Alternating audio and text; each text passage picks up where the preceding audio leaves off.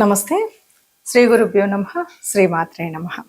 ఆదిత్యాయ చ సోమాయ మంగళాయ బుధాయ గురు శుక్ర శనిభ్యే రాహవే కేతవే నమః.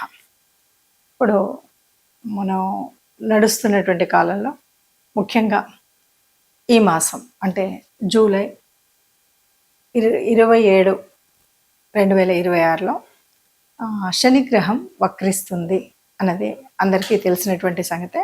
ఇది దాదాపు డిసెంబర్ 10 వరకు ఈ వక్రగతిలో నడుస్తుంది. మరి ఇలా వక్రగతిలో నడిచినప్పుడు పరిస్థితి ఏంటి అన్నది చూద్దాం. ముందుగా దానికి మనందరికీ తెలుసు, శని అంటేనే మందగ్రహం అని, శని మనకు కొంత ఇబ్బంది కలిగిస్తుందని. అట్లా అందుకని ముందుగా ఆ శని పరమాత్ముడికి నీలాంజనం సమావాసం రఘుపుత్రం యమాగ్రజం ఛాయా మార్తాండ సంభూతం తం నమామి శనిశ్చరం అని ఒక్కసారి నమస్కరిస్తూ, అసలు ఈ వక్రగతి అంటే ఏంటి? గ్రహాలు ముందుకు నడుస్తాయి కానీ వెనక్కి నడుస్తాయా అంటే మనకి ఛాయాగ్రహాలు రెండు వెనక్కే నడుస్తాయి. అయినప్పటికీ మిగతా గ్రహాలు ఏదైనా వెనక్కి తిరిగి నడుస్తుందా అంటే ఇక్కడ ఏవైతే ఔటర్ ఆర్బిట్స్లో ఉన్నాయో అవి కొంచెం నెమ్మదిగా నడుస్తూ ఉంటాయి. అలాంటప్పుడు ఇటువైపు ఉన్నటువంటి గ్రహాలు నడుస్తూ ఉన్నప్పుడు, భూమి తిరుగుతూ ఉన్నప్పుడు అవి వెనక్కి వెళుతున్నట్టుగా కనిపిస్తుంది. అంటే మన ఇమాజినేషన్ ఎట్లా ఉంటుందంటే, మనం ట్రైన్లో వెళ్తున్నప్పుడు ఆ స్థలాలు వెనక్కి ఎలా వెళ్తాయో అలాగా వెనక్కి వెళ్ళినట్టు ఉంటుంది. దీన్ని వక్రగతి అంటారు. ఈ వక్రగతి మనకి ముఖ్యంగా ఇప్పుడు ఈ మాసంలో జూలై 27వ తారీఖు నుండి డిసెంబర్ 10వ తారీఖు వరకు శని వక్రగతిలో ఉంటుంది. మరి శని ప్రత్యేకించి వక్రగతిలో ఉన్నప్పుడు ఎవరెవరికి ఎలా ఉంటుంది ఏంటి అన్నది మన ఒక్కొక్క రాశి వారిగా మనం చెప్పుకోవాలి. అయితే దానికి ముందు మనకు తెలుసు, శని అంటేనే కాస్త ఇబ్బంది కలిగించేదని, నెమ్మదిగా నడుస్తుంది అని. శని యొక్క తత్వంలో ఎంత శ్రమ పడితే అది కర్మానుకూలంగా జరిగేటువంటి పరిస్థితులని, మన కర్మఫలాన్ని బట్టి మనకి ఇలాంటివి జరుగుతాయని. ఏదైనా సరే ఈ వక్రగతి కేవలం ఇప్పుడే కాకుండా కొన్నిసార్లు జన్మరాశిలో కూడా మన పుట్టుకలోనే వక్రగతిలో ఉన్నటువంటి రాశులు కూడా ఉంటాయి. అలా ఉన్నప్పుడు ఎలా ఉంటుంది, ఇవన్నీ విషయాలు మనకి కాస్త ఆలోచనలో ఉంటే గనక ఈ వక్రించినప్పుడు ఏం జరుగుతుంది, ఎట్లా జరుగుతుంది అని మనకు తెలుస్తుంది. ఇక శని అంటే శనికి ఉన్నటువంటి చూపులు, దృష్టులు, యతి ఇవన్నీ కూడా అంటే ఎవరితో యుతి చెందుతుంది, ఏ స్థానంలో ఉంది, శని యొక్క దృష్టి ఏ ఏ గ్రహాల మీద పడుతుంది అన్నది కూడా ఇక్కడ మనకు తెలుసుకోబడుతుంది. ముఖ్యంగా శని యొక్క దృష్టిలో 3, తర్వాత 7, తర్వాత 10 ఈ 3 స్థానాల్లో శని యొక్క దృష్టి ఉంటుంది. అలా ఉన్నప్పుడు కూడా ఈ శని పడినటువంటి దృష్టిలు ఎలా ఉంటాయి, ఎట్లా ఉంటాయి అనేది ఒక్కొక్క రాశిగా మనం చెప్పుకోవడం అనేది కనుక చేసినట్టయితే, ఈ వక్రగతి స్థితిలో అంటే ఈ దాదాపు 3.5-4 నెలల కాలంలో మనకి ఏదైనా మంచి జరుగుతుందా, చెడు జరుగుతుందా? మంచి జరిగితే సంతోషమే అందరికీ, కానీ ఒకవేళ చెడు లాగా అనిపిస్తుంటే మనం ఏ రకమైనటువంటి జాగ్రత్తలు తీసుకోవాలి, ఏ రకమైనటువంటి శాంతి చేయాలి, ఏ రకమైనటువంటి మనము పరిహారాలు చేసుకోవాలి అన్నది కూడా మనం తెలుసుకున్నట్టయితే మనకి ఈ 3 నెలల కాలం ఏ రాశి వారైనా సుఖంగా సంతోషంగా ఉండొచ్చు అని చెప్పడం కోసమే ఈ శని వక్రగతి ఈ కాలంలో 2026 జూన్ 27 నుండి దాదాపు 4 నెలలు అనుకోండి, డిసెంబర్ 10 వరకు జరిగేటువంటి కాలంలో మన పరిస్థితి, మన యొక్క పరిస్థితి ఎలా ఉంది అంటే మన జన్మ జాతకం నుండి ఎవరెవరికి ఎలా ఉంది అన్నది మనం చూస్తుంటాం. జన్మ కుండలి నుండి అంటే ఇక్కడ లగ్నం నుండి చూడడమా లేకపోతే రాశి నుండి అంటే ఇప్పుడు మనం చూస్తున్నది గోచారం నుండి వచ్చేటువంటి ఫలితం. గోచారం ఎప్పుడు కూడా రాశి నుండి చూస్తాం కాబట్టి ఏ రాశి వారికి ఏ ఫలితాలు వస్తాయి అన్నది 12 రాశులకు ఒక్కొక్కరిగా మనం తెలుసుకుందాం. ఇప్పుడు తదుపరి రాశి కుంభరాశి. కుంభరాశి వారికి 2వ స్థానంలో మరి ఈ వక్రగతి జరుగుతుంది. 2వ స్థానం అయినా కుంభరాశి వారికి రాశి అధిపతి శని. మరి శని తనింటికి తాను చెడు చేసుకుంటాడు అంటే చేసుకోడు. అయినప్పటికీ మరి ఎందుకు అంటే 2వ స్థానం అంటే అది ధనస్థానం, వాక్ స్థానం. ఈ 2వ స్థానంలో జరిగినప్పుడు ఏమవుతుంది అంటే వక్రంగా ఉంది కదా, వక్రంగా ఉన్నప్పుడు తప్పనిసరిగా కొంత ఇబ్బందులు ఉంటాయి. ఎవరికి ఇబ్బంది ఉంటాయి? ధనానికి ఇబ్బంది ఉంటుంది.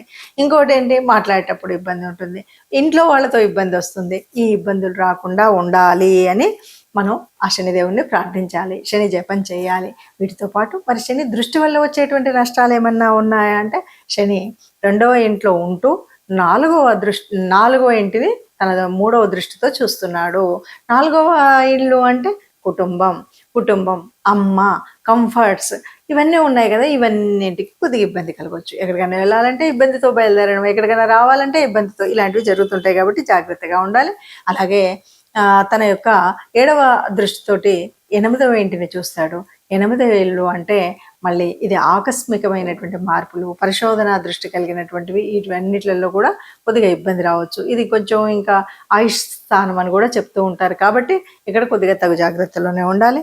తర్వాత 11వ స్థానం, ఇది మరి రాజ్యస్థానం. ఇక్కడ తాను 10వ దృష్టితో చూస్తాడు కాబట్టి కొద్దిగా ఎలా ఉంటుంది అంటే అనుకున్నంత ఆ వైభవం అయితే ఉండకపోవచ్చు, కొంత నార్మల్గా ఉండేటువంటి పరిస్థితి ఉంటుంది. కాబట్టి ఈ ఇబ్బందిని తట్టుకోవడానికి మనం చెప్పబోయేటువంటి పరిహారాలను చేసుకుంటూ, శని గ్రహం అనేటువంటిది రాష్ట్రాధిపతి కాబట్టి మనం అనుగ్రహాన్ని తొందరగా ఇస్తుంది మనకు. కాబట్టి అంటే ముఖ్యంగా మకర, కుంభరాశులకు తొందరగా అనుగ్రహం దొరుకుతుంది. కాబట్టి కాస్త మనం నవగ్రహ మండపానికి వెళ్ళడం అనేది కనుక చేసినట్టయితే బాగుంటుందని చెప్పచ్చు. ముఖ్యంగా మరి గ్రహ పరిస్థితి ఇలా ఉంది, గ్రహాల యొక్క తన దృష్టి కోణంతో చూస్తూ ఉన్నప్పుడు మనకు జరిగేటువంటి ఈ మాత్రం చిన్న చిన్న అడ్డంకులు అవ్వచ్చు, అననుకూలమైనటువంటి పరిస్థితులు అవ్వచ్చు, అది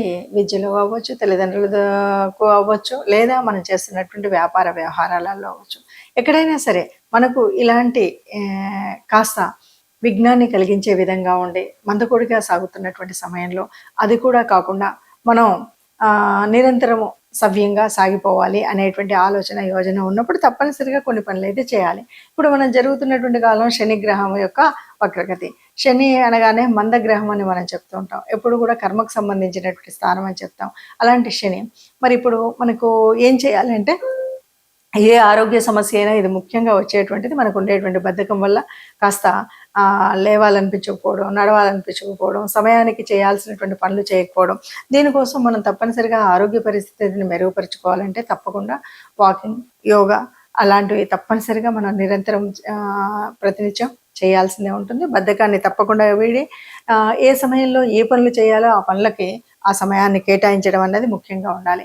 అలాగే ఇక పరిహార మార్గంలో కనుక మనం చూసినట్లయితే ఎవరికి సేవ చేయాలి, ఎవరికి అంటే ముఖ్యంగా కర్మకారకుడైనటువంటి శని గ్రహం యొక్క ఏ రకమైన దోషం ఉన్నా, ఏ రకంగా ఉన్నా కూడా మనం సేవకులకు అంటే కార్మికులు ఎవరైతే 4వ స్థాయి కార్మికులు ఉంటారో వాళ్ళకి కావలసినటువంటి ఆహారం అందించడం కానీ, ఆర్థిక సహాయం చేయడం కానీ, వారికి ఏదైనా సేవ చేయడం కానీ చేయాలి. అలా కాకుండా మరి గ్రహ అనుకూలత అంటే మరి శనిదేవుడికి చేయాలి. ఇది శనిదేవుడికి మనం ఏం లేదు, నిత్యం కూడా శని మంత్రాన్ని చదువుకోవడం అనేటువంటిది చేయాలి. దీంతో పాటు దేవతా అనుగ్రహం కావాలి అంటే ఎప్పుడైనా సరే శివానుగ్రహం ముఖ్యమైనటువంటిది. అలాగే హనుమంతుడికి కూడా మనం ప్రార్థించడం అనేటువంటిది ఒక స్థితి. హనుమంతుడికి కానీ, శివాలయానికి కానీ, ఈ 2 ఆలయాల్లో ఏ ఆలయానికి వెళ్ళినా పర్వాలేదు.